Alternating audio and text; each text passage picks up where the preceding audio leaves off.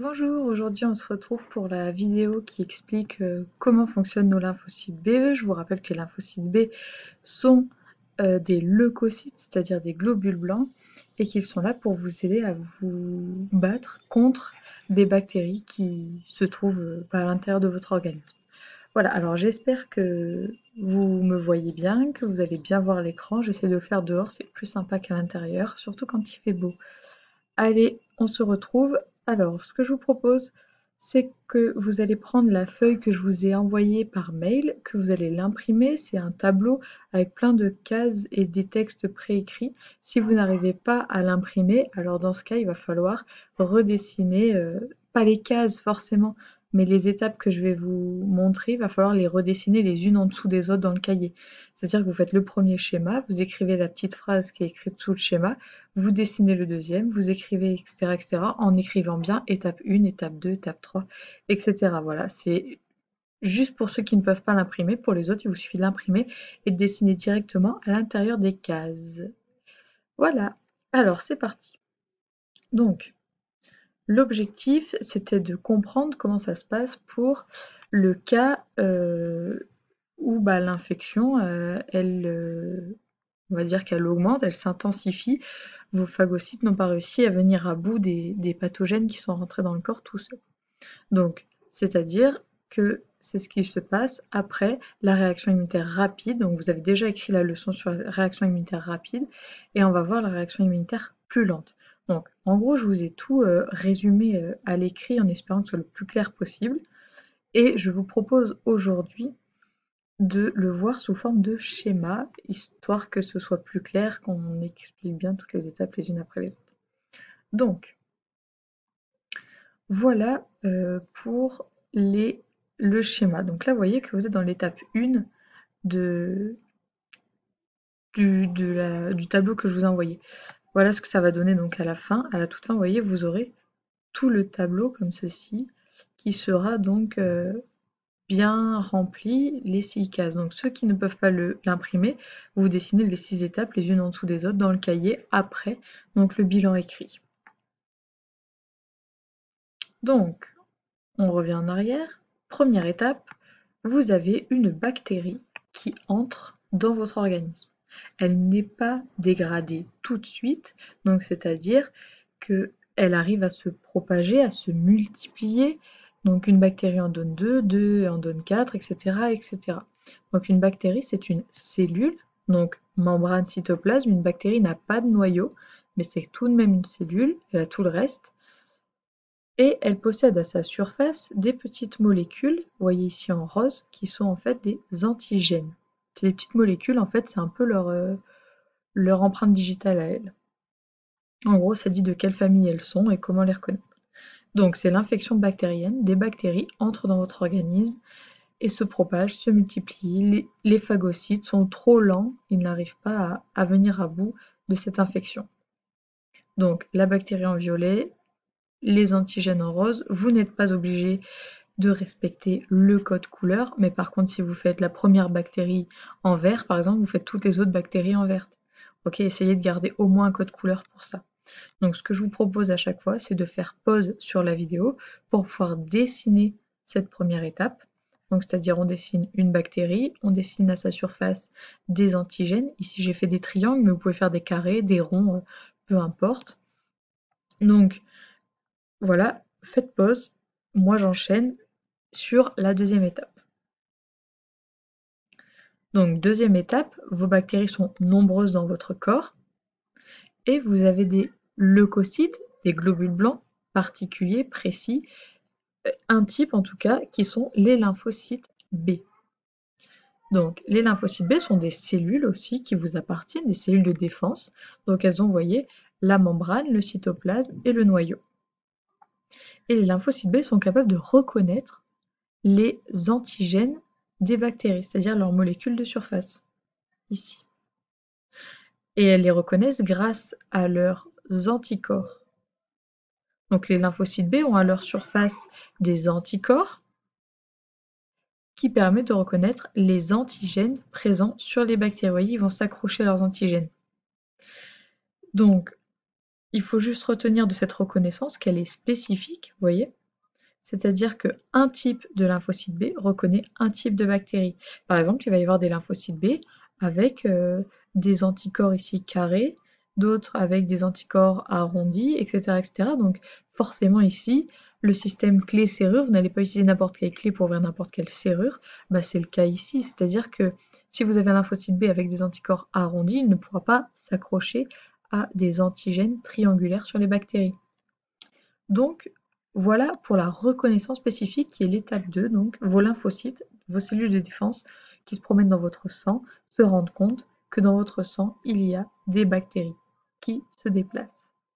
Donc, du coup, ils les rencontrent, ils s'accrochent à eux, ils les reconnaissent.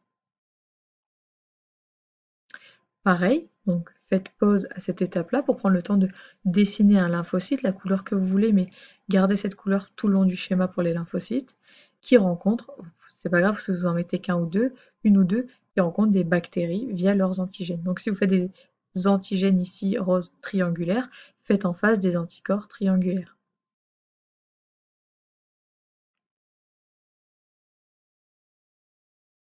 Donc une fois que l'étape 1 et l'étape 2 sont dessinées, on passe à l'étape 3. Donc cette étape 3, c'est juste pour vous expliquer ce qui se passe pour vos lymphocytes B.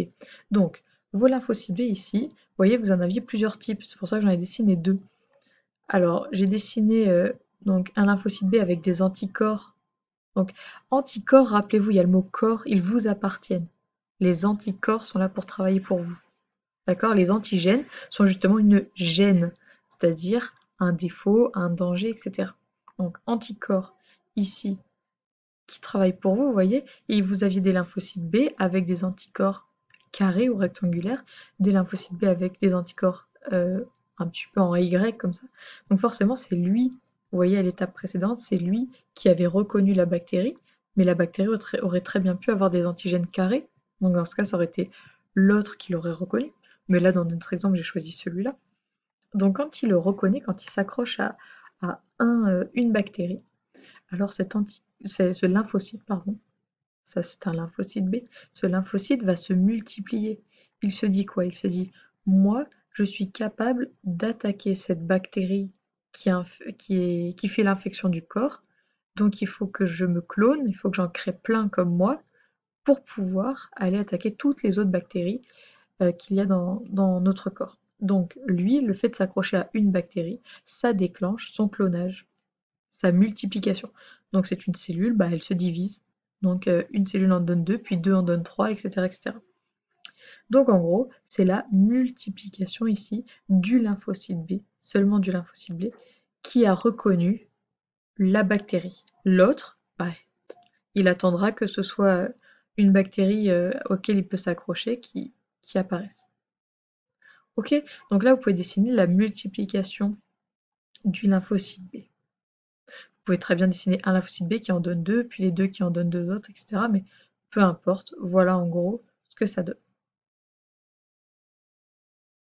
Pareil, donc faites pause, prenez le temps de dessiner. Si vous avez dessiné les précédents lymphocytes B en bleu, continuez de les faire en bleu.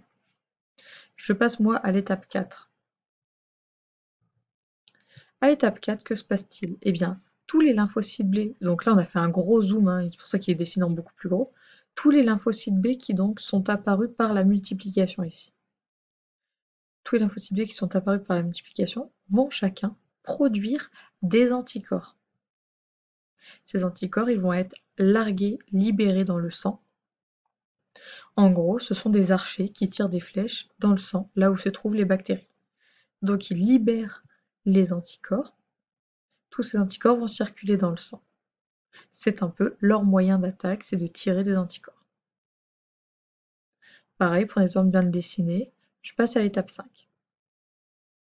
Étape 5, tous les anticorps qui circulaient dans le sang vont aller se fixer sur les antigènes des bactéries. Donc à l'origine, vous vous rappelez, l'anticorps était juste accroché au lymphocyte B pour reconnaître la première bactérie. Mais maintenant que du coup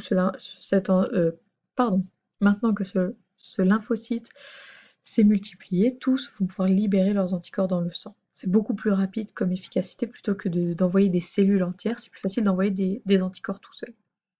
Donc ils vont venir, ils vont se fixer sur les bactéries. quand la bactérie va avoir des anticorps qui sont fixés sur ces antigènes, elle est neutralisée. C'est-à-dire, elle ne peut plus se multiplier, elle ne peut plus se déplacer. Cette bactérie se retrouve neutralisée par les anticorps fixés à la surface de tous ces antigènes. Ça marche?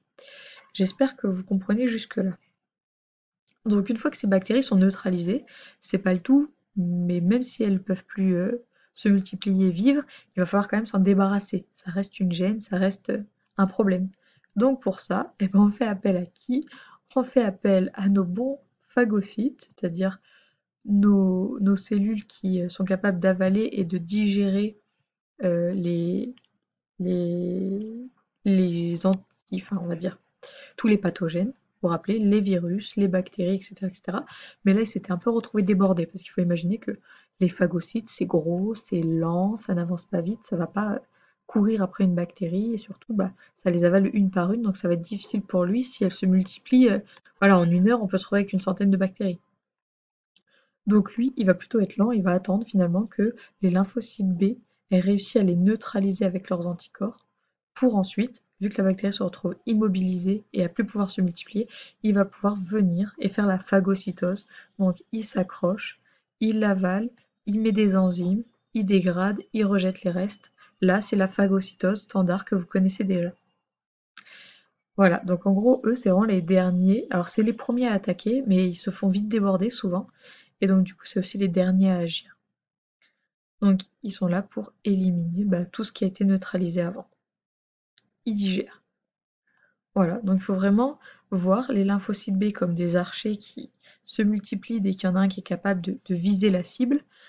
Et donc, une fois qu'ils sont nombreux à être capables de la viser, ils tirent leurs anticorps. Leurs anticorps vont s'accrocher aux antigènes de la bactérie. Une fois qu'ils sont neutralisés, le phagocyte vient et fait le nettoyage. Il digère tout. Donc à la fin, vous avez bien vos 6 étapes. Votre bactérie, reconnue par les lymphocytes B, le lymphocyte B qui a été capable de les reconnaître se multiplie. Tous les lymphocytes B nouveaux, les nouveaux, vont alors fabriquer des anticorps, libérés dans le sang, pour aller attaquer les bactéries qui circulent dans votre organisme. Une fois que ces bactéries sont neutralisées dans votre organisme, elles vont être phagocytées. Et on n'oublie pas le titre à la fin.